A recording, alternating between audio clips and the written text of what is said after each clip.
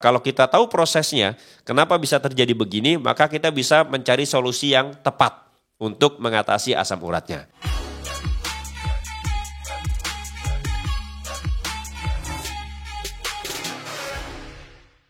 Halo teman-teman, ini ada pertanyaan yang menarik, kita akan jawab di video ini. Pertanyaannya adalah, teman-teman bisa lihat di layar.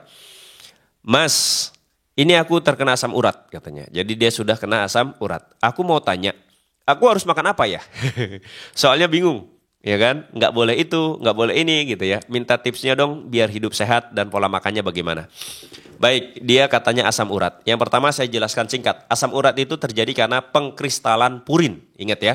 Jadi asam urat itu terjadi karena purin yang ada di tubuh kita mengkristal. Ya, yang namanya kristal itu tuh enggak bulat bentuknya. Kristal itu bentuknya tidak beraturan sehingga kristal itu ada bagian-bagian yang runcingnya. Nah, bagian yang runcing ini biasanya numpuk di persendian dan ya namanya ada yang runcing. Sendi kita kena yang runcing rasanya nyelekit-nyelekit sakit. Jadi saya mau bilang pertama asam urat itu sakit ya. Sakit asam urat itu terjadi karena ada pengkristalan purin.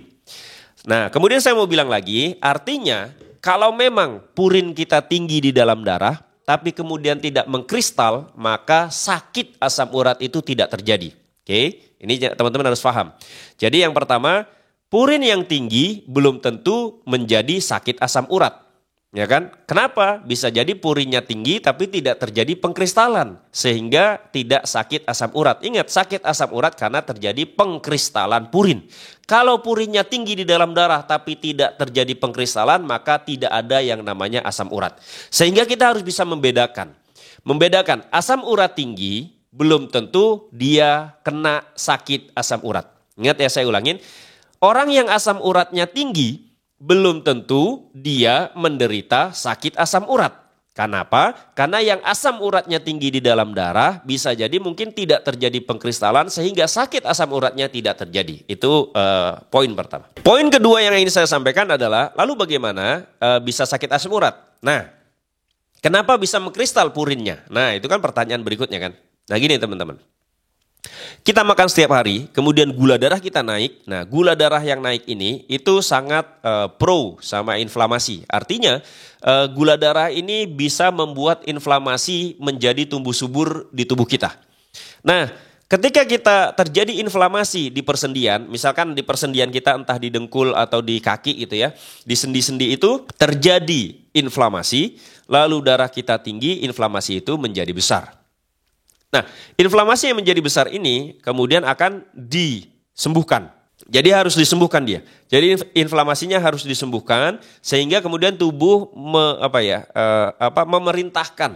memerintahkan salah satunya adalah purin itu. Purin itu diperintahkan untuk datang ke persendian di sana lalu kemudian untuk menyembuhkan inflamasinya. Tapi yang terjadi karena kita tidak menjaga makanan, darah kita selalu tinggi sehingga ibaratnya gini, ada orang yang purin ya. Purin ini mau memadamkan inflamasi. Tapi di lain sisi ada orang yang datang nuangin bensin terus. Gitu loh. Yang satu pengen madamkan api, yang satu pengen nuangin bensin terus. Sehingga apinya nggak pernah mati. Yang terjadi apa? Wah, makin besar apinya, datang purin. Disiram lagi, udah mau mati, disiram lagi makin besar, purin datang lagi. Disiram lagi, mau mati, disiram lagi sama bensin, purin datang lagi. Sehingga purin ini menjadi menumpuk. Datang di sini dan kemudian terbentuklah pengkristalan purin. Ini sama seperti kebakaran yang sering saya bilang. Wah, ada kebakaran nih di sini. Pertama cuma satu rumah, datang satu pemadam kebakaran. Lalu kemudian udah mau mati, disiram lagi sama bensin, ya kan? Bensin ini adalah gula darah kita yang selalu tinggi.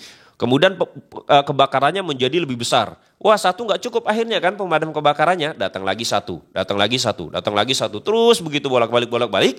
Yang terjadi apa? Yang kemudian terjadi di sini penumpukan mobil pemadam kebakaran. Jadi mobil pemadam kebakarannya kemudian akan numpuk di situ, lalu kemudian dia akan membuat jalanan yang ada di sekitar situ macet. Lalu kemudian orang di ujung sana, dia ketika datang macet, jebret. Lalu dia ngelihat, ini pemadam kebakaran bikin macet aja. Nah, yang disalahin apa? Orang yang di ujung sana karena dia cuma ngelihat pemadam kebakaran, maka kemudian pemadam kebakarannya memang banyak banget dan bikin macet, dia akan nyeletuk. Oh, gara-gara pemadam kebakaran nih, makanya terjadi macet. Nah, purin pun begitu.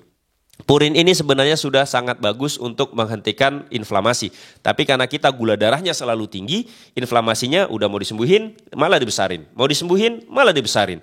Akhirnya purin ini lama-lama numpuklah di persendian itu dan kemudian mengkristal dan itulah yang menyebabkan kita sakit asam urat. Nah, kemudian orang-orang dengan latahnya berkata bahwa oh, gara-gara purin ini, makanya kita sakit asam urat. Kalau begitu, kita harus apa? Harus menghindari makanan ini, A, B, C, D, E. Padahal kalau kita mau jujur, sebenarnya yang menyebabkan sakitnya apa? Yang menyebabkan sakit, kenapa purin bisa mengkristal? Karena ada inflamasi. Inflamasinya ini terus tumbuh subur gara-gara gula darah kita selalu tinggi. Nah, ini harus paham sampai sini ya. Nah, sekarang pertanyaan dia, bagaimana yang harus saya lakukan? Nah, yang harus dilakukan kalau saya pribadi, karena saya menjalankan ketofastosis, maka saya menyarankan jalanin ketofastosis. Boleh sepakat, boleh enggak ya? Karena dia nanyanya di video saya, maka saya menjawabnya berdasarkan pengalaman saya dan sepengetahuan saya. Jadi bagaimana? Caranya satu, menjalankan ketofastosis. Ketofastosis itu gimana sih? Nah, sekarang gini. Saya jelaskan 24 jam. Jadi di ketofastosis, teman-teman makan terakhir itu jam 8 malam. Jadi sebelum jam 8 malam, pokoknya pas jam 8 malam tuh berhenti makan. Ya, sebelum jam 8 malam boleh makan. Jadi pas jam 8 malam berhenti makan. Apa yang dimakan? Yang dimakan adalah lemak dan protein hewan. Oke, Bang, terlalu susah. Apa itu lemak dan protein hewan? Oke, gini saja. Pokoknya makan makanan yang hewani. Ya, contohnya apa? Ayam hewan bukan? Hewan, berarti boleh makan ayam. Kemudian daging dari hewan bukan? Dari hewan, berarti boleh makan daging. Ikan hewan atau bukan? Ya kan? Boleh gitu ya. Ubi hewan atau tumbuhan? Tumbuhan Bang, oke skip, tidak makan tumbuhan. Jagung itu hewan atau tumbuhan? Tumbuhan Bang, oke skip tumbuhan. Nah, jadi yang kita makan adalah makanan-makanan yang dari hewan saja, simpelnya begitulah gitu ya. Jadi daripada saya jelasin makannya apa, pokoknya cari makanan-makanan yang dari hewan, kemudian berhenti jam 8 malam. Lalu kemudian kita tidak makan nih dari jam 8 malam, kemudian kita tidur, nggak boleh begadang ya, nggak boleh begadang. Jam 10 sudah tidur lah, kemudian kita tidur, bangun pagi, lalu kemudian pagi-pagi kita berolahraga, ya jalan kaki, atau kalau nggak kuat jalan kaki di rumah saja, stretching atau apapun, angkat beban atau jalan lah. Kemudian kita minum air putih boleh, minum kopi pahit boleh, minum teh tawar boleh, intinya kita masih boleh minum selama kita puasa. Nanti jam 12 siang baru kita makan lagi. Ya, kita makan lagi, makanannya apa? Sama seperti yang malam tadi. Pokoknya makanan-makanan yang berasal dari hewan itulah yang kita makan. Nah, jam 12 kita makan, ya silahkan. Kemudian nanti lanjut lagi, kalau memang lapar sore boleh makan lagi, ya kan. Malam kemudian makan lagi sampai jam 8 malam dan begitu seterusnya. Nah, jadi ini yang pertama, lakukan ketofastosis 24 jam kira-kira begitu. Selama kita tidak makan, maka kita harus banyakin minum. Nah, teman-teman harus tahu ya, purin itu adalah asam amino atau protein lah intinya gitu. Protein itu kalau kita belajar di metabolisme tubuh, protein itu larut air. Artinya kalau kita punya protein, maka protein ini bisa larut di dalam air. Artinya adalah dia kalau terlalu banyak di dalam tubuh suatu saat ya dia bisa keluar bersama apa? Bersama pipis kita. Misalkan kita buang air kecil nih. Kita buang air kecil, cur gitu ya. Itu kan air. Jadi kalau misalkan kita kelebihan purin, seharusnya dia bisa terbuang bersama urin itu. Proteinnya bisa terbuang bersama urin itu. Sehingga kemudian kalau di ketofastosis saran saya banyakin minum ya. Kalau orang bilang minum 2 liter ya, kalau misalkan teman-teman punya asam urat lalu kemudian lagi treatment untuk memperbaiki asam uratnya, maka minumnya lebihin, misalkan 3 liter sehari minum air putih. Jadi air putih ini sangat penting untuk proses pembersihan juga gitu loh. Ya. Nah, seperti itu. Nah, inilah yang harus dilakukan ketika teman-teman sudah terkena asam urat. Bang, tapi sekarang asam uratku masih tinggi. Baik, kalau masih tinggi, maka teman-teman menjalankan ketofastosis seperti yang saya jelaskan tadi. Berhenti makan jam 8, lalu puasa, makan lagi jam 12. Jangan lupa olahraga pagi ketika perutnya masih kosong. Lalu kemudian makanannya bisa dipilih. Kira-kira makanan apa nih ya yang dari hewan yang tidak begitu signifikan menaikkan asam uratnya. Kenapa? Karena bisa jadi ketika kita baru menjalankan ketofastosis, itu kan tubuh kita masih banyak peradangannya. Lalu kalau kita masukin makanan yang bikin purin langsung melonjak naik, nanti peradangannya masih terasa sakit. Nah itu adalah hal yang wajar. Maka kemudian di pertama-pertama mungkin kita pilih-pilih nih, kita selektif nih makanannya. Kira-kira yang yang tidak terlalu signifikan naikin purin ini yang mana gitu. Oh berarti jeroan kita hindari dulu, ya kan?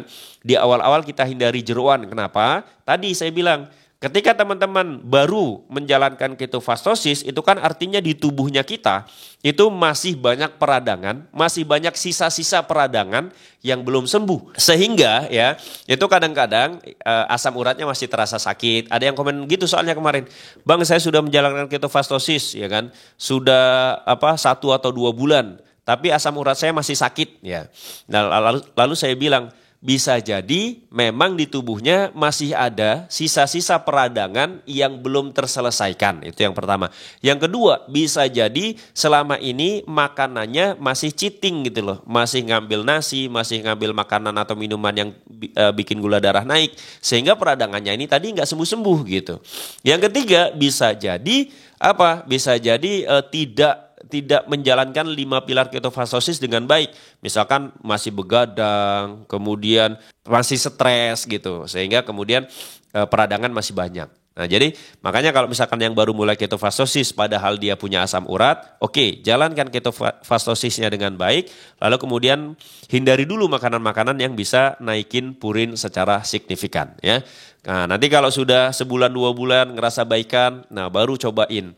Ya misalkan, aku udah 3 bulan nih asam uratku udah nggak kambuh-kambuh lagi. Jajalin makan jeroan, ya kan? Jajalin makan jeroan, yang penting kita nggak makan makanan yang tinggi gula, yang bikin gula darah kita naik. Nah seperti itu ya teman-teman. Tadi saya sudah jelaskan.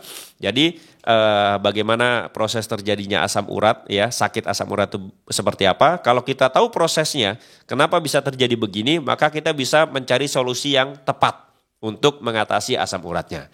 Nah selama ini kan kita kalau sakit asam urat yang dikasih apa? Pereda nyeri, kemudian ini itu, yang sebenarnya dia cuma mengatasi efek sakitnya saja, tapi tidak mengatasi sumber masalahnya. Sehingga kemudian orang-orang yang sudah sakit itu biasanya akan minum obat terus-menerus ketika gaya hidupnya tidak dirubah. Ya, semoga bermanfaat teman-teman. Jangan lupa like, komen, dan subscribe. Bye-bye.